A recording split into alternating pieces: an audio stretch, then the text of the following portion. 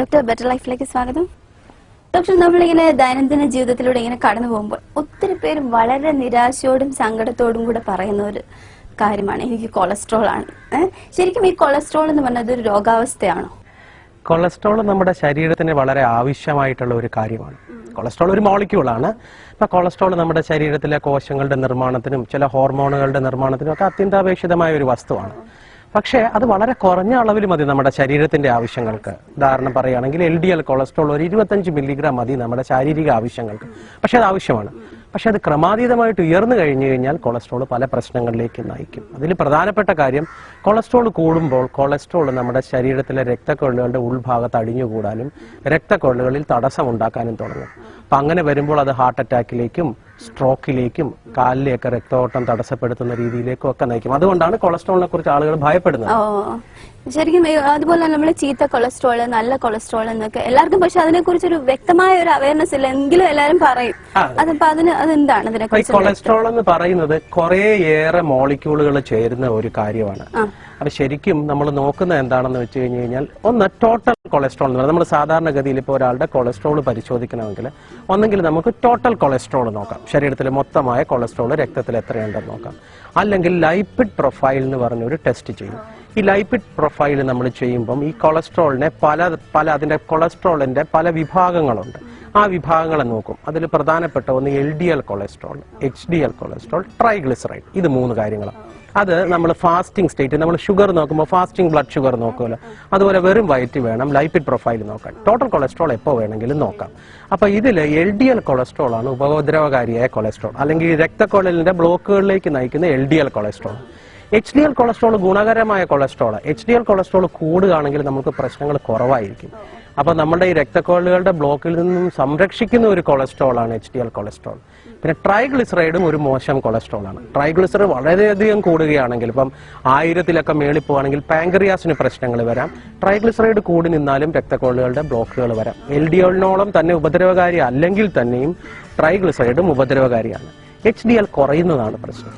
HDL നമുക്ക് സംരക്ഷണം തരുന്ന കൊളസ്ട്രോൾ. അപ്പൊ HDL കുറയുകയാണെങ്കിൽ അത് പ്രശ്നങ്ങളിലേക്ക് നയിക്കും. ഡോക്ടർ, ഇപ്പൊ LDL വളരെ കുറവായിട്ട് ഇപ്പൊ കണ്ടെത്തി കഴിഞ്ഞാൽ നമുക്ക് എന്ത് ചെയ്യാൻ സാധിക്കും? LDL ആണോ HDL ആണോ ഉദ്ദേശിച്ചത്? ഇപ്പം HDL നല്ല കൊളസ്ട്രോൾ നമ്മൾ പറഞ്ഞു കഴിഞ്ഞു. ഇപ്പം LDLന്റെ അളവ് വളരെ കൂടുതലാണ് പ്രശ്നം. അപ്പൊ വളരെ കുറവാണെങ്കിൽ പക്ഷെ അതിനും ഒരു കൃത്യമായ ഒരു മിനിമം ലെവൽ കാണുമല്ലോ. കറക്റ്റ്. അതൊരു എന്താ പറയുക, ഒരു ബുദ്ധിമുട്ട് നിറഞ്ഞതും അതേസമയം വളരെ പ്രധാനപ്പെട്ട ഒരു ചോദ്യമാണ്. ഒരാളുടെ നോർമൽ LDL എത്രയാണ്? ഇപ്പൊ സാധാരണഗതിയിൽ ഒരാളുടെ ഷുഗർ എത്രയായിരിക്കണം നോർമൽ, ഒരാളുടെ പ്രഷർ എത്രയായിരിക്കണം നോർമൽ എന്നൊക്കെ നമുക്ക് പറയാം. പക്ഷെ ഒരാളുടെ LDL എത്രയാ നോർമൽ എന്നുള്ളത് ആ വ്യക്തിക്ക് മാത്രമാണ് നോർമൽ. കാര്യം അത് നമ്മുടെ വ്യക്തികളനുസരിച്ച് മാറിക്കൊണ്ടിരിക്കും. അപ്പൊ അത് ഹൃദ്രോഗമുള്ള വ്യക്തിയാണോ, ഹൃദ്രോഗമില്ലാത്ത വ്യക്തിയാണോ? ഇനി ഹൃദ്രോഗമില്ലാത്ത വ്യക്തിക്കാണ് ഹൃദ്രോഗം വരാൻ സാധ്യത കൂടുതലുള്ള വ്യക്തിയാണോ, കുറവുള്ള വ്യക്തിയാണോ? LDL കൊളസ്ട്രോൾ ഒരു 160 മേളിൽ പോയാൽ പോലും ഞങ്ങൾ മരുന്ന് തന്നുള്ള ഒരു ചികിത്സയെ കുറിച്ച് ആലോചിക്കില്ല. ഒരു 160 താഴെ നിൽക്കുക, 130 താഴെ നിന്നാൽ ഉത്തമം. അതേസമയം അതൊരു 60 വയസ്സുള്ള ഹൃദ്രോഗിയാണ്, ഒരിക്കൽ ഹാർട്ട് അറ്റാക്ക് വന്നു, ബൈപ്പാസ് കഴിഞ്ഞ രോഗിയാണ്, അയാൾക്ക് LDL കൊളസ്ട്രോൾ 100 താഴെ നിർബന്ധമായും. 70 താഴെയാണെങ്കിൽ ഉത്തമം. അതേസമയം ഷുഗർ ഉള്ള വ്യക്തികള്, ഹാർട്ട് അറ്റാക്ക് വന്നിട്ടില്ല, ഹാർട്ട് അറ്റാക്ക് വരാൻ സാധ്യത കൂടുതലുള്ള ആളുകൾ, പുകവലിക്കുന്നവർ, അമിതവണ്ണമുള്ളവര്, പ്രഷർ കൂടുതലുള്ള അവർക്കൊക്കെ LDL കൊളസ്ട്രോൾ 130 താഴെ നിൽക്കുന്നതും, ഹൃദയ സംബന്ധമായ രോഗം, ഹൃദയാഘാതം വരാൻ സാധ്യത കൂടുതലുള്ള ആളുകൾക്ക് LDL കൊളസ്ട്രോൾ 100 താഴെ നിർത്തുന്നതാണ് ഉത്തമം. നമുക്കൊരു പൊതുവെ ഇന്ത്യക്കാർക്ക് ഒരു കണക്ക് വന്നിട്ടില്ല. ഇന്ത്യക്കാരെ സംബന്ധിച്ചിടത്തോളം നമുക്ക് ഹാർട്ട് അറ്റാക്ക് വരാൻ സാധ്യത കൂടുതലുള്ള ആളുകൾ. അപ്പൊ നമ്മളുടെ LDL കൊളസ്ട്രോൾ വളരെ കുറഞ്ഞു നിൽക്കുന്നതാണ് നമുക്ക് ഉത്തമം. HDL എത്ര ലെവലിൽ കൂടിയാലും അതിനൊരു എക്സീഡിംഗ് അങ്ങനെ പറയാം. HDL കൊളസ്ട്രോളിന് ഒരു കൃത്യമായ കണക്ക് ഇപ്പൊ നമുക്ക് സാധാരണ പറയാൻ സാധിക്കും. HDL കൊളസ്ട്രോൾ പുരുഷന്മാർക്ക് 40 കൂടുതലും സ്ത്രീകൾക്ക് 50 കൂടുതലുമായിരിക്കണം. സ്ത്രീകൾക്ക് HDL കൊളസ്ട്രോൾ സാധാരണഗതിയിൽ തന്നെ ഇച്ചിരി കൂടുതലാണ്. അതുകൊണ്ടാണല്ലോ സ്ത്രീകൾക്ക് ഹൃദയാഘാതം വരാനുള്ള സാധ്യത പുരുഷന്മാരെ അപേക്ഷിച്ച് ആർത്തവ വിരാമം വരാത്ത ആളുകൾക്ക്, അപ്പോൾ ഒരു 45-50 വയസ്സ് വരെയുള്ള സ്ത്രീകൾക്ക് പുരുഷന്മാരെക്കാൾ സാധ്യത കുറവാണ് ഹാർട്ട് അറ്റാക്ക് വരാനായിട്ട്. അവർക്ക് HDL കുറച്ച് കൂടുതലായിരിക്കും. അപ്പൊ HDL സ്ത്രീകൾക്ക് 50 കൂടുതലായിരിക്കണം, പുരുഷന്മാർക്ക് 40 കൂടുതലായിരിക്കും. അപ്പൊ ഡോക്ടർ, നമ്മുടെ ലൈഫ് സ്റ്റൈലും ഇപ്പോഴത്തെ ഒരു ഫുഡ് ഹാബിറ്റ്സ് ഒക്കെ എനിക്ക് തോന്നുന്നു ഇതിന് ഒരു പരിധി വരെ ഒരു റീസൺ ആവാം, ഒരു കാരണമാവാം അല്ലേ?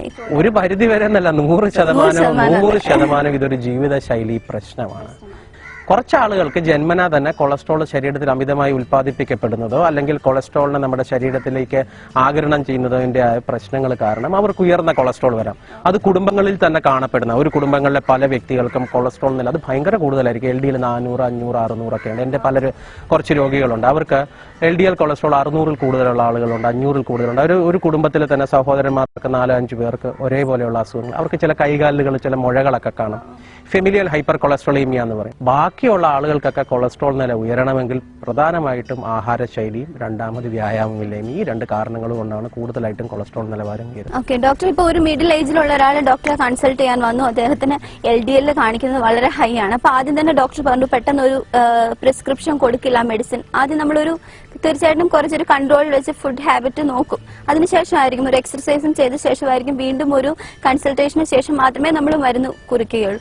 അപ്പൊ അങ്ങനെ ഒരു മരുന്ന് സ്റ്റാർട്ട് ചെയ്യാൻ തുടങ്ങിക്കഴിഞ്ഞാൽ എനിക്ക് തോന്നുന്നു മിക്കവർക്കും തന്നെയുള്ള ഒരു ഭീതിയാണ്, അത് ജീവിതകാലം മൊത്തം അത് കഴിക്കേണ്ടതായിട്ട് വരുമോ? ഇപ്പൊ ചോദിച്ചില്ലേ, ഇപ്പൊ ഒരു മധ്യവയസ്കനായ വ്യക്തി, അല്ലെങ്കിൽ നമുക്കൊരു ഉദാഹരണം വെക്കാം, ഒരു 40 വയസ്സുള്ള ഒരാൾ എന്റെ അടുത്ത് വരും, അയാളുടെ LDL കൊളസ്ട്രോൾ 200 ആണെന്ന് വെച്ചു. LDL കൊളസ്ട്രോൾ 200 വളരെ കൂടുതൽ. അപ്പൊ അത്ര ഉയർന്ന കൊളസ്ട്രോൾ നിലവാരം കണ്ടു കഴിയുമ്പോൾ നമ്മൾ ആദ്യം നോക്കുന്നത് എന്തുകൊണ്ടാണ് ഇദ്ദേഹത്തിന് ഇത്രയും കൊളസ്ട്രോൾ ഉയരാൻ കാര്യം, എന്തെങ്കിലും ഒരു പ്രത്യേകിച്ച് കാരണമുണ്ട്. ചില ആളുകൾ ചില പ്രത്യേക കാരണങ്ങൾ കാണും. ഉദാഹരണത്തിന് തൈറോയിഡ് ഗ്രന്ഥിയുടെ പ്രവർത്തനക്കുറവ്. വളരെ ഉയർന്ന കൊളസ്ട്രോൾ കണ്ടാൽ നമ്മൾ ആദ്യം നോക്കുക ഇയാൾക്ക് തൈറോയിഡ് ഗ്രന്ഥിയുടെ പ്രവർത്തനക്കുറവുണ്ടോ, ഡയബറ്റീസ് ഉണ്ടോ. കൊളസ്ട്രോൾ ഉയരാൻ കാരണമുണ്ടാകുന്ന ചില മരുന്നുകളുണ്ട്. നമ്മൾ പ്രഷറിന് ഉപയോഗിക്കുന്ന ചില മരുന്നുകൾ കൊളസ്ട്രോൾ ഉയർത്താം. അങ്ങനെ മറ്റു ചില അസുഖങ്ങൾക്ക് ഉപയോഗിക്കുന്ന സ്റ്റിറോയിഡ് മരുന്നുകൾ, കിഡ്നിയുടെ ചില അസുഖങ്ങൾ, ഇതൊക്കെ കൊളസ്ട്രോൾ നില ക്രമാതീതമായിട്ട് ഉയർത്താം. അപ്പൊ അത് വല്ലതും ഉണ്ടോ എന്ന് നോക്കും. അപ്പൊ അങ്ങനെ ഒന്നും കാണുന്നില്ല. അപ്പൊ ഇയാളുടെ കൊളസ്ട്രോൾ നിലവാരം കൂടുതലാണ്. ഫാമിലിയിൽ കൊളസ്ട്രോളിന്റെ നിലവാരം കൂടുതലുണ്ടോ, കുടുംബത്തിൽ ആർക്കെങ്കിലും ഹാർട്ട് അറ്റാക്ക് വളരെ ചെറിയ പ്രായത്തിൽ വന്നിട്ടുണ്ടോ, സ്ട്രോക്ക് ചെറിയ പ്രായത്തിൽ വന്നിട്ടുണ്ടോ, ഇനി ഇദ്ദേഹത്തിന് ഒരു ഹാർട്ട് അറ്റാക്ക് വരാനുള്ള സാധ്യത എത്രയാണ്? ഒരു സാധ്യത കൊളസ്ട്രോൾ കൂടുതലാണ്. ഇനി വേറെ സാധ്യതകളുണ്ടോ? പുരുഷനാണ്, അതൊരു സാധ്യതയാണ്. ഫാമിലിയിൽ ഹാർട്ട് അറ്റാക്ക് വന്നിട്ടുണ്ടോ എന്ന് നോക്കും.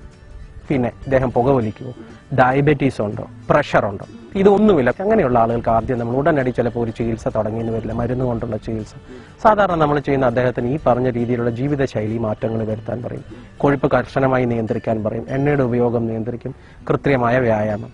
ഒരു 6 ആഴ്ചയ്ക്ക് ശേഷം ഒന്നുകൂടെ കൊളസ്ട്രോൾ നോക്കാം. സാധാരണ കൊളസ്ട്രോൾ നമ്മളിപ്പോൾ 2-3 ദിവസം ഷുഗർ നോക്കുന്ന പോലെ ഓരോ ആഴ്ച ഇടവിട്ട് നോക്കുന്നതിൽ അർത്ഥമില്ല.